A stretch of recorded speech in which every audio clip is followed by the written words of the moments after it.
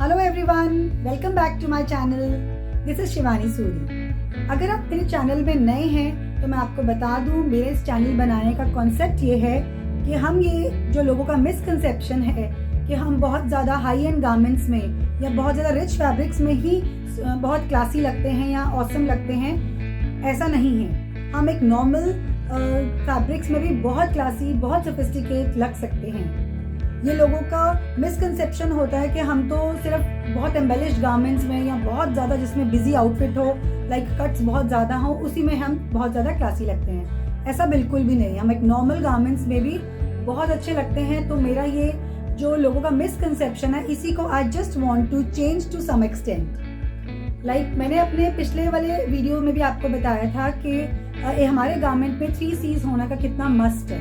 ये 3 C's हैं: comfort, confident and carry N outfit. अब ये 3 C's हमें मिला के बनते हैं, एक क्लासी लुक देते हैं, हमको ओवरऑल एक क्लासी शो करते हैं। तो जैसा कि हमारे गारमेंट्स में ये 3 C's होने का मस्ट है, तो ज़रूरी नहीं है ये 3 C's सिर्फ एक हाई एंड गारमेंट्स में ही होने चाहिए। ये एक normal day to day wearing garments में भी होने चाहिए, जो हमें ओवरऑल एक क्लासी लुक दे। लाइक आज मैं कुछ बात करूँगी कैजुअल्स की। लाइक कैजुअल्स में आ जाते हैं फैब्रिक कॉटन्स, डेनिम्स, रेयॉन्स, और फिर आगे सेग्रीगेट हो जाते हैं पॉपलिन्स, कैम्ब्रिक भी एक उसी में आ जाती है, कैजुअल रेंज में ही आ जाती है, क्योंकि उनमें भी इतनी शाइन नहीं होती। तो अब मैं आपको शो करूंगी कि अगर एक कॉटन फैब्रिक है तो उसको हम किस तरीके से स्टाइलाइज कर सकते हैं, किस तरीके से छोटी छोटी डिटेलिंग्स के साथ उसमें हम बहुत ज़्यादा इम्प्रोवाइजेशन कर सकते हैं। हम वो इवनिंग हाउस पार्टीज में पहना जा सकता है, एक normal small evening get togethers में भी पहना जा सकता है, जिसमें आप बहुत सुंदर, बहुत सटल और बहुत क्लासी लुक दें ओवरऑल। लाइक मैंने ये कुर्ती शो की है। ये if you can see, I am wearing a kurti जिसमें मैंने साइड में प्लीटिंग्स करी हैं from shoulder to hem line, और ये प्लीटिंग्स के बीच में मैंने फैब्रिक इंसर्ट किया है ग्रीन कलर फैब्रिक, क्योंकि अगर मैं नॉर्मल इसी फैब्रिक की प्लीटिंग्स रखती हूँ तो वो बहुत ज़्यादा मोनोटोनस हो जाएगा, और वो प्लीटिंग इस फैब्रिक में शायद इतने अच्छे तरीके से, प्रोमिनेंट तरीके से शो नहीं करेगा। तो मैंने बीच बीच में एक फैब्रिक इंसर्ट किया है, ग्रीन कलर फैब्रिक, जो इस प्लीटिंग्स को बीच में तोड़ भी रहा है, उसकी मोनोटनी को, और स्टाइलाइज भी कर रहा है। दूसरी साइड मैंने ब्रेस्ट के नीचे एम्पायर लाइन पे गैदरिंग दी है और साथ में एक डोरी दी है, so that we can pull that डोरी once after wearing and give a stylize look.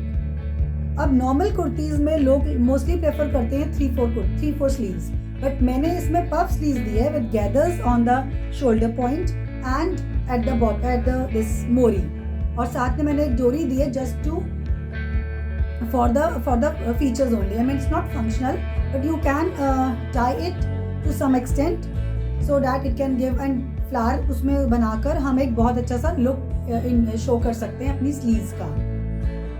इसमें अगर आप एक और चीज़ देखें, जो गैदर वाला पार्ट है उसके ऊपर मैंने उसके फ्लावर्स के सेंटर्स में बटन्स शो करे हैं, जो बहुत ज़्यादा स्टाइलिंग को ऐड कर रहे हैं। अब इस कुर्ती में ये छोटी छोटी डिटेलिंग्स के बाद हमारी ये कुर्ती बहुत ज़्यादा सोफिस्टिकेट और क्लासी लुक दे रही है, जो हम पहन सकते हैं किसी भी इवनिंग पार्टीज़ में या इवनिंग हाउस पार्टीज़ में या इवनिंग गेट टुगेदर्स में। जो हमारा एक कॉन्सेप्शन है कि सिर्फ एक कॉटन कुर्ती हम ऑफिस वर्क या ऐसे एक नॉर्मल पहनते हैं, वो हमारे इस कॉन्सेप्शन को तोड़ रहा है।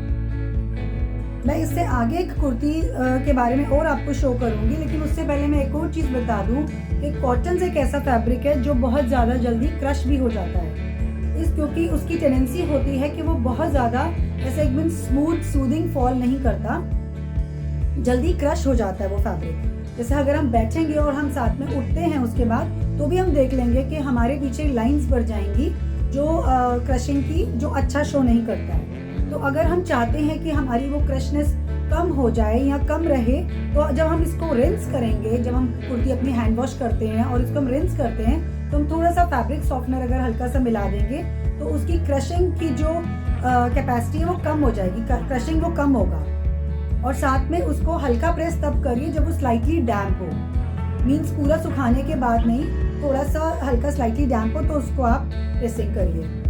तो इन चीज़ों से इसकी क्रशनेस को आप कम कर सकते हैं। जो जल्दी क्रश नहीं होंगे और थोड़ी सी स्लाइटली आपको एक अच्छा फॉल, एक अच्छा ड्रेप देंगे। सेकेंड आप कुर्ती देख रहे हैं, मैंने ब्राउन कलर की कुर्ती पहनी है जिसके ऊपर प्रिंट है दिस बर्ड और फ्लावर्स को हाईलाइट किया गया है।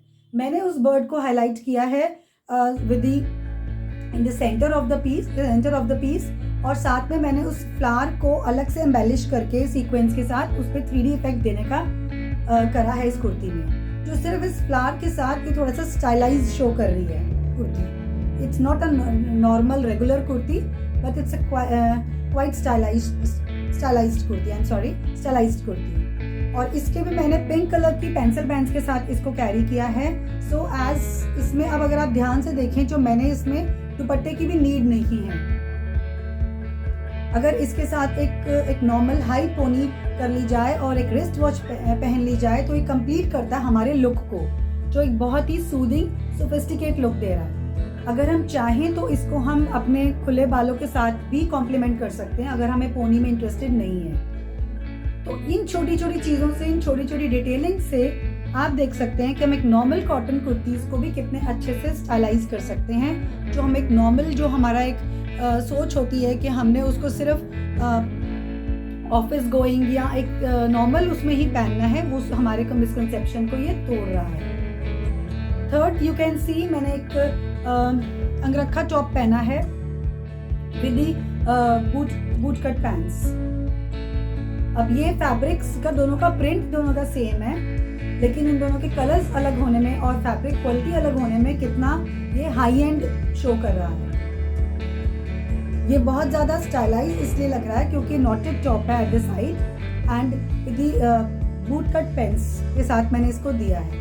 ये भी अगर आप इवनिंग उसमें पहनते हैं तो बिल्कुल भी लुक नहीं आ रहा कि एक नॉर्मल कॉटन वेयर पहना हुआ है आपने, दो this is pure cotton. And last but not the least, you can see the spec. I'm wearing a shrug with the denims, जो शो कर रहा है एक बहुत ही ओवरऑल क्लासी लुक। जैसे अगर हम कोई काम पे जाते हैं तो जैसे हमने ऊपर श्रग पहना हुआ तो we can remove that, we can do our work and then we can obviously wear that the same. मैंने इस श्रग के कॉलर्स को हाईलाइट किया है विद ब्रोकेड, जो हमारा थोड़ा सा पीच कलर का टेंच दे रहा है, जो फैब्रिक में भी है जो हमारे पीच कलर, उस सेम कलर का मैंने ब्रोकेट में सेट करके उसको कॉलर्स में सेट किया है, जो बहुत ही स्टाइलाइज लुक दे रहा है। अगर हम इसको एज इज इसी फैब्रिक का कॉलर कर देते तो ये उतना अच्छा नहीं दिखता जितना अच्छा अब दिख रहा है।